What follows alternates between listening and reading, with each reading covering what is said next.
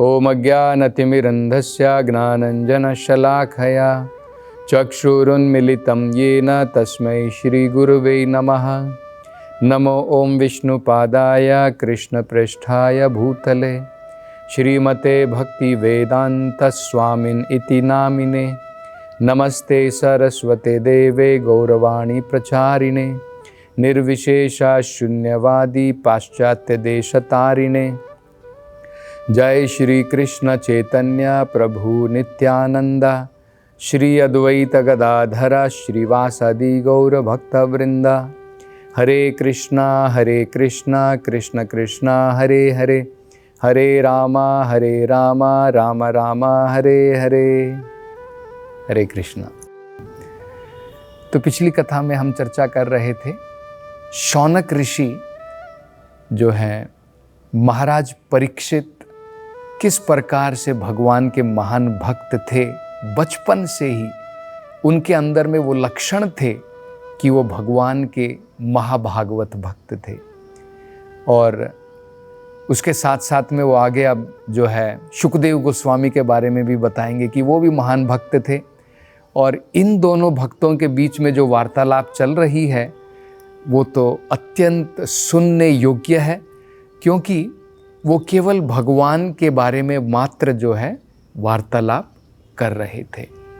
तो उसके बारे में वो अत्यधिक और सुनना चाहते हैं, इसलिए महाराज परीक्षित के बारे में जो है बड़ा सुंदर श्लोक बोलते हैं, जिसके बारे में थोड़ी चर्चा हमने पिछली कथा में करी थी।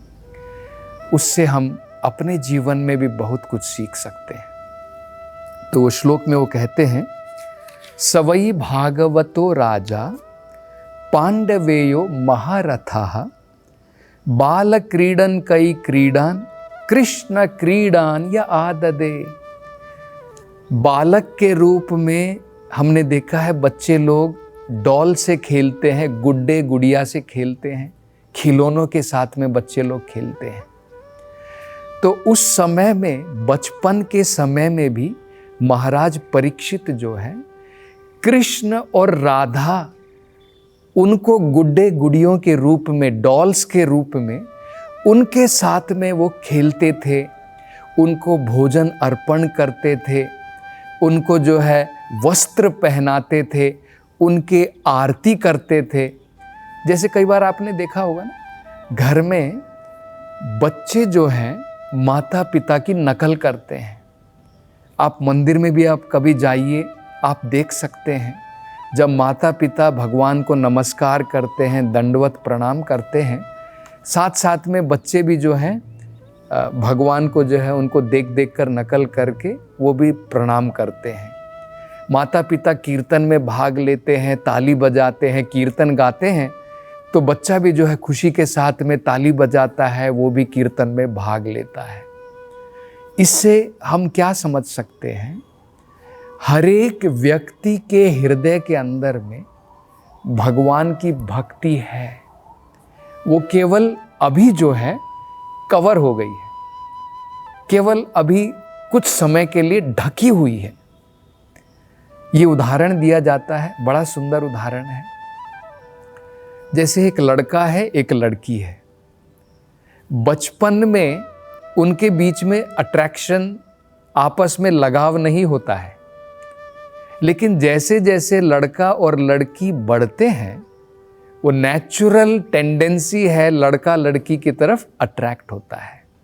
बच्चा जो है जब बचपन में होता है तो वो रुचि, वो आसक्ति छिपी रहती है, लेकिन जैसे ही मैच्योरिटी आती है, व्यक्ति अपने जो है आयु में बढ़ता है, तो नेचुरल अट्रैक्शन अपने आप आ जाता है। तो एक पुरुष का स्त्री की तरफ नेचुरल अट्रैक्शन इस भौतिक संसार में ऑटोमेटिकली है, लेकिन बचपन में वो दिखाई नहीं देता है। ठीक इसी प्रकार से भगवान के प्रति नेचुरल अट्रैक्शन, भगवान के प्रति स्वाभाविक हमारी भक्ति है, अभी ढकी हुई है।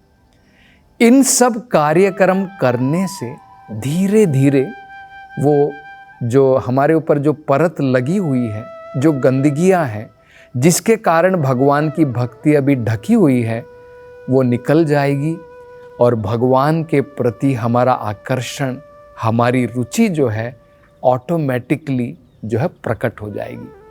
वो कहीं बाहर से लाने की ज़रूरत नहीं है। आज भी हम देख सकते हैं कृष्णा भावनामृत में, चाहे कोई अमेरिका का रहने वाला हो, चाहे कोई अफ्रीका का रहने वाला हो, चाहे कोई वृद्ध व्यक्ति हो, चाहे बच्चा हो, स्त्री है, पुरुष है, सबके अंदर में भगवान की भक्ति होती है। तो आज अगर अफ्रीका का व्यक्ति भी भगवान कृष्ण के नाम में रुचि ले रहा है, भगवान के नाम का जप कर रहा है, तो ये कोई बाहर से लाने वाली चीज नहीं है, ये व्यक्ति के हृदय के अंदर में है। कुछ समय तक जब वो थोड़ा प्रयास करता है, साधना करता है, तो ये भावना, ये प्रेम जो व्यक्ति के हृदय के अंदर में स्वाभाविक रूप से जो रुचि भगवान के प्रति है, वो धीरे धीरे प्रकट हो जाती है। हमें बस इतना ही करना है। हमें क्या करना है? लोगों को अवसर प्रदान करना है, भगवान की कथा सुनने का, भगवान के कीर्तन सुनने का, भगवान की भक्ति में लगने का अवसर प्रदान करना है। और अगर ये अवसर हम बचपन से प्रदान कर दें तो बड़ा महत्वपूर्ण है, उसका फल जो है बड़ा महत्वपूर्ण हमें मिलेगा। पूरी जनसंख्या जो है दैविक हो जाएगी। और जो आज हम देख रहे हैं राक्षसीय वृत्ति के लोग जो आपस में इतने युद्ध कर रहे हैं, झगड़े कर रहे हैं, इतनी प्रकार की जो अशांति बनी हुई है संसार के अंदर में, वो सब समाप्त हो जाएगी। तो ये हमें जो है बचपन से लोगों को जो है ये सिखाना है। और खासकर जो भी कृष्णा भावनामृत में है, जो वैष्णव हैं, जो भगवान की भक्ति से जुड़े हैं, जिनके घर में बच्चों ने जो है जन्म लिया है, वो बड़े ही सौभाग्यशाली हैं। तो हमें अपने कर्तव्य का पालन सही प्रकार से करना चाहिए। जो हमारे अधीन में जो बच्चे हैं, हमें चाहिए कि धीरे धीरे वो भगवान की भक्ति में आगे बढ़ सकें। तो बच्चों की स्वाभाविक टेंडेंसी क्या होती है? उनकी रुचि किस में होती है? खेल में होती है। ये तो नेचुरल है। तो हमें क्या करना है? बच्चे खेलते हैं अनेकों प्रकार के खिलौने, कोई पिस्तौल लेता है, कोई गाड़ी लेता है। उनको अगर इस प्रकार के खिलौने दिए जाएं जिसके द्वारा उनकी भगवान में रुचि बढ़ जाए, तो कितना बढ़िया होगा। ये हम देख रहे हैं, भागवत के अंदर में ये बताया गया है कि महाराज परीक्षित कैसे धीरे धीरे भगवान की भक्ति में इतनी जो है उनकी लगन हुई, वो इतने महान भक्त कैसे बने? क्योंकि अपने दादा, अपने पिताजी, अपने जो परिवार वाले हैं, उनकी नकल करके और भगवान कृष्ण और राधा उनको गुड्डे गुड़ियों के रूप में, डॉल्स के रूप में उनकी जो है उपासना करके, ये हम प्रभुपाद जो कृष्णा भावनामृत के जो संस्थापक आचार्य हैं, उनके जीवन से भी देख सकते हैं। श्रीला प्रभुपाद अपने जीवन के बारे में भी बताते हैं। देखिए, जो भागवत में लिखा है वो कितना सही है, हम अपने जीवन में देख सकते हैं, साक्षात रूप से देख सकते हैं। प्रभुपाद जी के पिता जो हैं वो भी भगवान के शुद्ध भक्त थे। उनका नाम था गौर मोहन डे। तो वो गौड़िया वैष्णव भक्त थे और वो भी जो है सवेरे सवेरे भगवान को उठा करके जो है उसे कहते हैं मंगल आरती। तो भगवान की जो है मंगल आरती करते थे। तो जब वो घंटी बजाते थे तो छोटे बालक के रूप में प्रभुपाद और उनकी बहन दोनों उठ जाते थे। और उठने के पश्चात में जैसे उनके पिताजी जो है भगवान की पूजा करते थे, उसी प्रकार से सीख करके उनके पिताजी ने जो है उनको भी राधा कृष्णा की छोटी विग्रह प्रदान की थी। और प्रभुपाद भी जो है बचपन में जिस प्रकार से उनके पिताजी उपासना करते थे, अपनी बहन के साथ में मिलकर के अपनी छोटे राधा कृष्णा की विग्रह की उपासना वो भी करते थे। उनको जो है वस्त्र धारण कराते थे, उनका अभिषेकम करते थे, उनको जो है भोग चढ़ाते थे, आरती करते थे। और यहाँ तक एक बार तो ऐसा हुआ कि जब श्रीला प्रभुपाद ने जगन्नाथपुरी की रथ यात्रा के बारे में सुना तो उनको भी देखिए भगवान की तरफ कितनी रुचि आई। उन्होंने पिताजी से जिद की कि पिताजी मुझे भी घर में यहाँ पर अड़ोस पड़ोस में रथ यात्रा करनी है, मुझे भी रथ बना करके दो। तो उनके पिताजी ने जो है बड़ा सीरियसली लिया कि मेरा बेटा जो है रथ यात्रा करना चाहता है। तो उन्होंने जो है तुरंत इधर उधर से जो है अरेंजमेंट करवाया, एक छोटा रथ जो है वहाँ पर जो है उन्होंने बनवाया। और प्रभुपाद जी ने जिस प्रकार से जगन्नाथपुरी में रथ यात्रा होती है उसी प्रकार से अपने जो है अड़ोस पड़ोस में वहाँ पर रथ यात्रा निकाली और जो है बड़े पैमाने पर प्रसाद का वितरण भी जो है प्रभुपाद जी ने किया।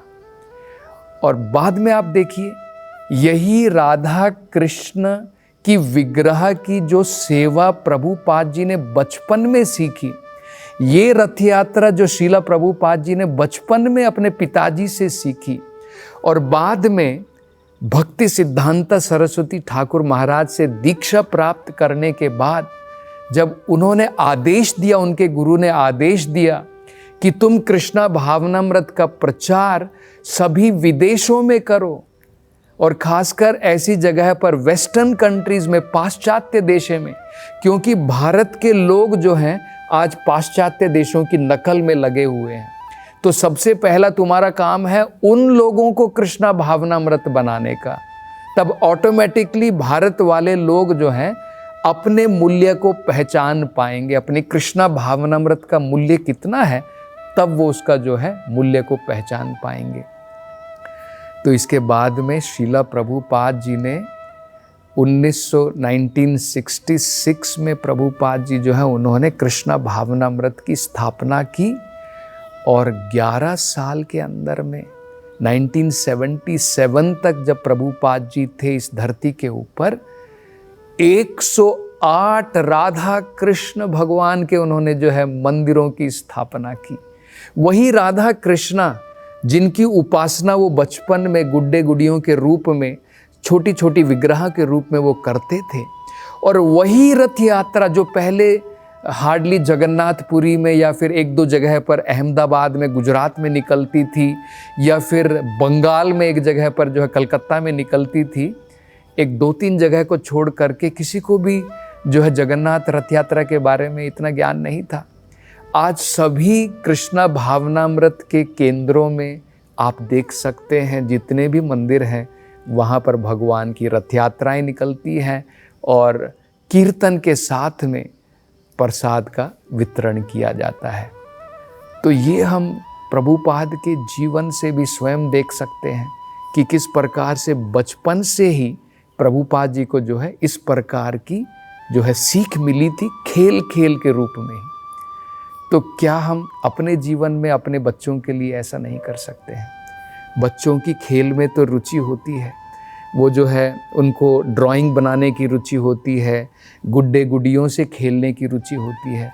हमको केवल उनकी जो रुचि है उस रुचि के ऑब्जेक्ट्स को चेंज करना है, उनकी रुचि को नहीं बदलना है। उनकी रुचि के जो पदार्थ हैं, जो ऑब्जेक्ट हैं, आप उनको चेंज कीजिए और आप देखिए उनका जीवन किस प्रकार से, उनके जीवन के अंदर में एक प्रकार से अगर हम देखेंगे तो आंदोलन आ जाएगा।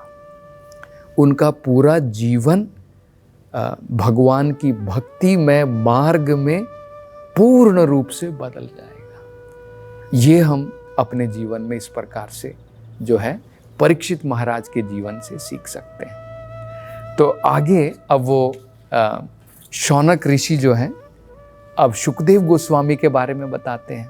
वो कहते हैं कि परीक्षित महाराज तो इस प्रकार से बचपन से ही भगवान के महान भक्त थे और इसी प्रकार से वैयासखी, शुकदेव गोस्वामी का दूसरा नाम वैयासखी भी। वो क्या कहते हैं देखिए, वैयासखिश्च भगवान वासुदेव परायणः।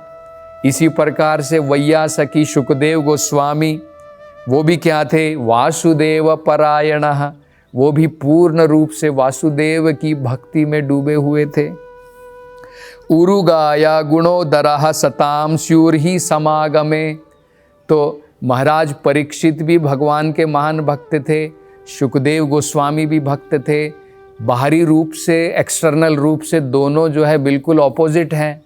एक सन्यासी के रूप में है, एक गृहस्थ के रूप में है, जिम्मेदारियों के साथ में है, अनेकों प्रकार की जो है वो एक राजा है, अनेकों प्रकार के उनके कर्तव्य हैं। लेकिन फिर भी वो कहते हैं कि दोनों भी भगवान के महान भक्त थे।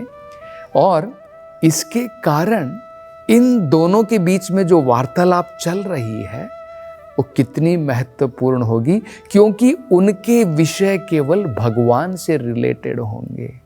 वो भगवत कथाएं रहेंगी, वो कृष्ण कथाएं रहेंगी। तो आप जो हमें सुना रहे हैं, हमें बड़ा आनंद आ रहा है। कृपा करके इसी प्रकार से आप जो है और भगवान की कथा, इनके बीच में क्या जो है वार्तालाप चल रही थी उसके बारे में बताते जाइए। तो अब ये कहते हैं, शौनक ऋषि कहते हैं, तो क्या ये सब उत्तर सुनने के पश्चात सुखदेव गोस्वामी ने उनके प्रश्नों के उत्तर दिए? तो क्या उसके बाद में परीक्षित महाराज ने और क्या प्रश्न पूछे? कृपा करके उसके बारे में भी हमें जरूर बताइए। अब बड़ा इंपॉर्टेंट है, हम ये देखेंगे महाराज परीक्षित के अगले प्रश्न क्या थे। हम सोचेंगे सबसे पहले महाराज परीक्षित सोच रहे हैं मेरे पास में 7 दिन है, अब मैं केवल भगवान की रास लीला के बारे में समझना चाहता हूं। नहीं, हम देखेंगे महाराज परीक्षित किस प्रकार के प्रश्न पूछेंगे और उसकी चर्चा हम अगली कथा में करेंगे। हरे कृष्णा। हरे कृष्ण मूवमेंट के संस्थापक आचार्य श्रील प्रभुपाद की हार्दिक इच्छा थी कि भगवान श्री कृष्ण और श्रीधाम वृंदावन की महिमा का पूरे विश्व में प्रचार हो। मथुरा वृंदावन में निर्माणाधीन गगनचुंबी वृंदावन चंद्रोदय मंदिर श्रील प्रभुपाद के इस उद्देश्य को समर्पित है। यह परियोजना वृंदावन को विश्व मानचित्र पर एक अनुपम छवि प्रदान करेगी। स्कंद पुराण में उल्लेखित है कि भगवान श्री कृष्ण के लिए एक मंदिर का निर्माण प्रारंभ करने मात्र से 7 जन्मों में किए गए पापों का नाश हो जाता है और ऐसा करने वाला व्यक्ति नरकीय लोकों में कष्ट भोग रहे उसके पूर्वजों को मुक्त कर सकता है। अतः एक सुनहरा अवसर है भगवान श्री कृष्ण के लिए विश्व के सबसे ऊंचे मंदिर के निर्माण में सहयोग देकर सर्वोच्च पुण्य का भागीदार बने। 1 स्क्वायर फीट मंदिर निर्माण सेवा राशि 2100 रुपए मात्र। अधिक जानकारी के लिए संपर्क करें 8585850033 एवं 77259 77260।